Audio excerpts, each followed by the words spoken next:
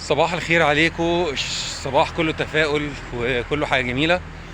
اه حلقت شنبي بعد 22 سنة تقريبا معايا.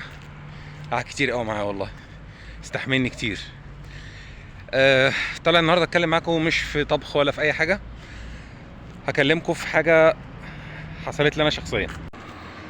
انا ما كنتش اب كويس لمدة طويلة قوي، يمكن من ساعة ما كنت اب او بدأت اكون اب يعني. آه، اكتشفت ان اللي كنت بشوفه في المسلسلات طلع حقيقي، يعني مسلسل زي اللي انا عايش في جلباب ابي والكلام ده كله. ف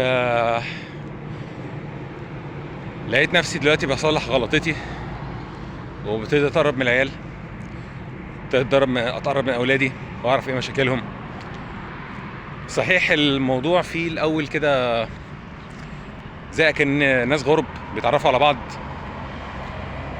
بس انا صبور يعني. بس في حاسس بنتيجة، يعني في ناس، يعني اولادي بدأوا يتكلموا معايا تاني، وبدأت احس ان انا بقعد معاهم اكتر، وقربت منهم شوية بشوية. امبارح اول مره انا اللي اسال على بنتي واقول لها تعالي هاتي نذاكر انا وانتي مع بعض، وابني كل يوم بقعد اساله عامل ايه، اخبارك ايه. عارف انت لو 10 دقايق ربع ساعه حتى من وقتك كل يوم، والله ممكن تدرب نفسك على كده. انا عارف ان في ناس ممكن تبقى زيي، في ناس طبعا كتير احسن مني. الشاهد في الموضوع ده كله انك مش عيب ان انت تبقى كنت غلطان وتعرف تعترف ان انت غلطان، حتى لو كنت غلطان سنين كتيره من عمرك يعني. لان لو احنا حطينا الصحابه رضوان الله عليهم يعني في الحسبان، هتعرفوا ان الناس دي كانت عادت على غير دين الاسلام فتره طويله جدا يعني. يعني زي سيدنا عمر يعني، في روايات يعني ما اعرفش ضعفها من قوتها، ان هو كان بيوقد بنات، يعني في اكتر من هو كان بيوقد بنات.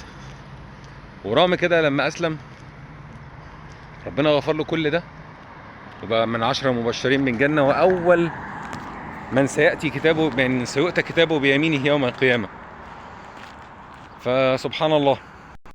برضو يعني من ضمن الكلام ان انا بدات اتقرب من ربنا اكتر. الحمد لله بقيت اصلي العشاء في الجامع، بقى ليا ورد كل يوم من قراءة القرآن. فمش عارف، يمكن ده كله من ان انا صلحت غلطات في حياتي، فربنا كرمني في حاجة تانية. الشاهد في الكلام ده كله، مش عيب ان انت تكون غلطان فترة طويلة في حياتك، ترجع تصلح غلطك حتى لو انت كبير، حتى لو اخر يوم، اخر يوم في حياتك. ادعوا لنا في اللي جاي، ويا رب كل اللي كان زي يتعدل ويرجع لصوابه تاني. والف شكر ليكم، مع السلامة.